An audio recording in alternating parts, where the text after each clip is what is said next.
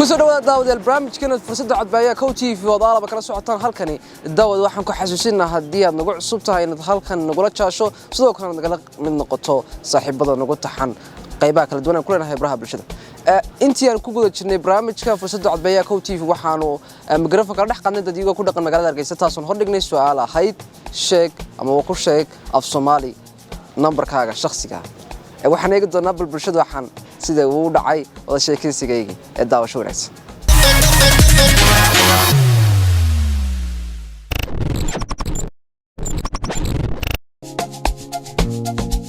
markale waxay garab taagan mid kamid ah qaybqaatayaasha barnaamijka codbaahiyaha Kow TV soo dhawaad magaca ku bilaabay magacaygu Cabdishaaq waxaan tiiriyaa Cabdishaaqow marka loo eego tirada af Soomaaliga see isku tiimba tirada af Soomaaliga oo isku fiicanay miyaan Soomaali ahayn dhalada luqad kale aan u dhashay mid kale nimarihi waxaan leeyahay aan ku hadlay aan ku jawaabay aan wax ku tirsadaa aan wax ku waaniyo wax la igu sheegaa af Soomaali marka anigu af Soomaali u weydiiyay bas wanaagsan bal waxaad isku daydaa si degdeg ah ku xaadirayso ama ku sheegta nambarkaaga كيف نمبرك كيف؟ نمبرك تعيشها أروح ولا؟ هيجا موبل كيجا وافر تطوع صدح لبا افر لبا هي طيب مركا بدن كمان سيدا عادي كان ولا شو محد استماشى أنا في الصومالي ما نستعملها هاي لغة كلامي أنا ليه هاي واحد كلامنا كم مرة حقلته وسيدا أقول من مودو لكن وحسب في عنو وقالنا ودرسي وبرتي كل شيء كل رقمي واحد كل رأي واقف صومالي صح مركا متعلين واقف كلاي كقلتهم صح أفضل يقولنا متعلين بعد شعلين المهندسين وحصل صاروا صح وأنا في الصومالي وحكو صوبيريو لكن أنا وحليو بس كذا يدك متعلين وي فالعلنت بالشدة مركز استماشوا الصومالي وقول شيء فالعلنت محين غصان ويسكو تشيرتي ما قرأت تدبوا النوع أروح هذا الكيساتي كدراية در لغة كلا ولي إنجليش أما عربي تقولي جيم أفكار نقول كسوتشي ما قرأت هو الأفضل مالي كرايا لكن واحد شراء ففان إنجليز ده يو واحد لم يدلوا صوت سيدا لمبر هذا يو وعاسو بدن تايتا كذا يعني أنا يدتكم تفضل كاف سحن وأنا لبلا لمبر صومالي ساعن يعني لمبر إنجليزي قطع لكن أفكر كسوتشي هي تأفكر إنه لو بقلت شراء عربي ذا كم ذا عربي ذا نتريد ما بيننا نديك سنجر بس إليه كلام صومالي ولا صومالي كريه يبون نديك سنجر مركب حيث فرنسا بشو درسا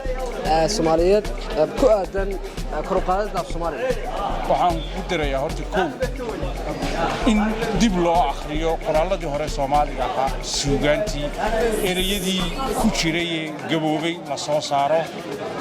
in la curiyo ereyo cusub oo af Soomaali ah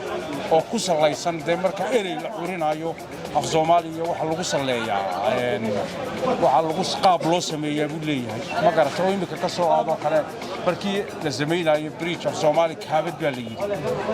ma garato marka waxa ka timi ereyga kab oo isku kabaya labada dhinac sida la jigay waa in si fiican oo looga fikirayna wax loo soo biiriyaa tirada af Soomaaliga iyo dugsiga isku tiir والله اليوم لقطة الصومال وام كيراد اللهم سلسل مسوي ناكسن سبنايسن بل واحد اسكو دايدا إن سيدك دقيقة ugu xaadirayso u yeedhiso nambarkaaga أفر تضبع هل سجل أفر لح sida caadiga maxaad isticmaashaa marka loo eegayo luqadda bulshada ugu sheegto maxay sida caadiga من الصومالي يمكن نمبر كي واحد كيردي وتشيك الصومالي sida caadiga المعلوماتكاga maxaad ku yeedhisaa الصومالي وان استعمال معناه عادي إنجليزي وان استعماله فوت سنة ساعة في العلنت بالشدة maxay kala noqotaa والله إني واحد نورمال أو بالشدة لحد دي عادي كنا قتلنا لأن اللغة أنا حاول اللغة يعني استعماله واحد نورمال أو ضد لحد دي عادي كنا قتلنا حاول نقتل مخلوق ومن تيرا لغة قلات استعماشه أنا قاعد أفكر هذا كايس والله إني كل حاول شيل دموي مكسوب حاول إنه وحوي هو دقن دنبي وحوي يعني إسكالاي سنة يو كل واحد نورمال إسكال قتل وراح حلقة سرية دقن كين دبلو سعيد وتو حادو من ما يقدر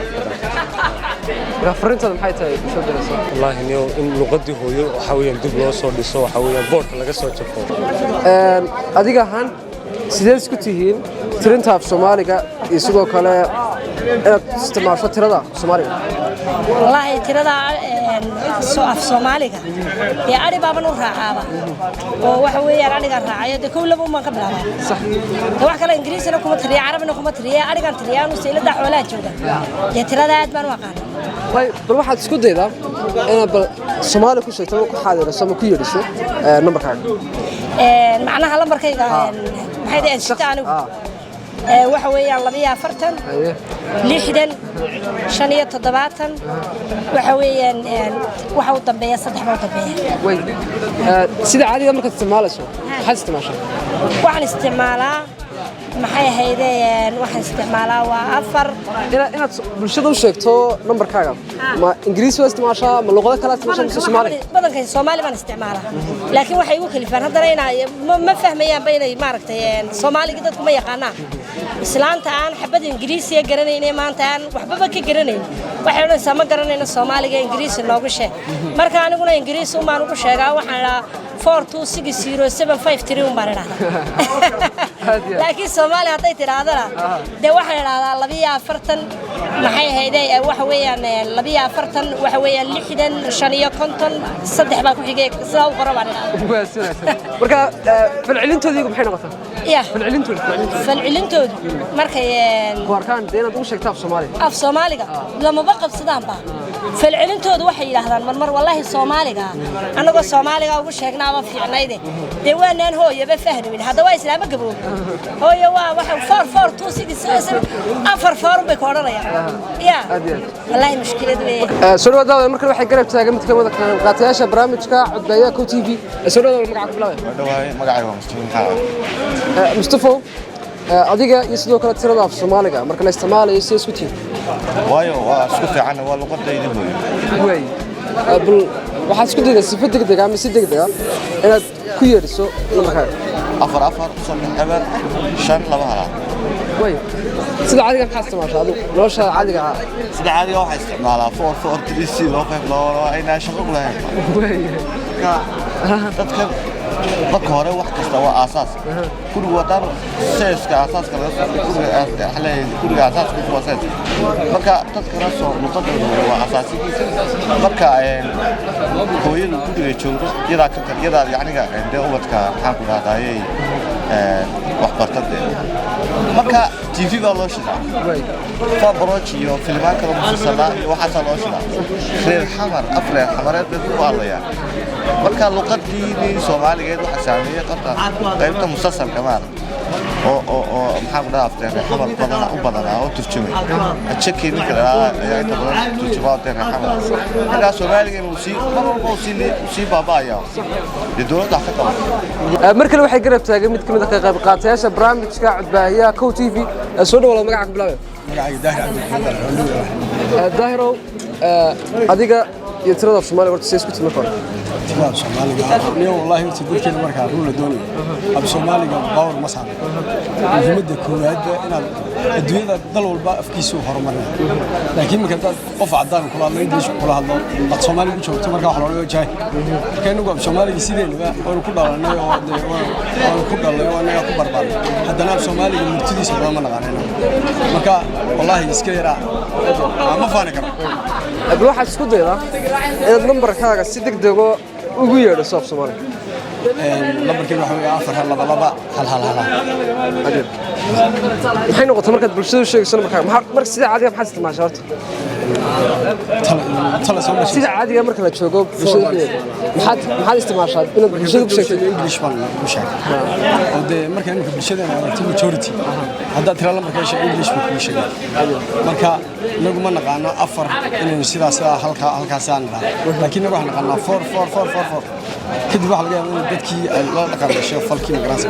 dadkii muhiimaduna waxa weeye af Soomaaliga baa goobihii af Soomaaliga lagu soo korinay ayaa yaraaday abwaanadii af Soomaaliga dadka wax bari laana waxa ku barnaamij kale ku salaysan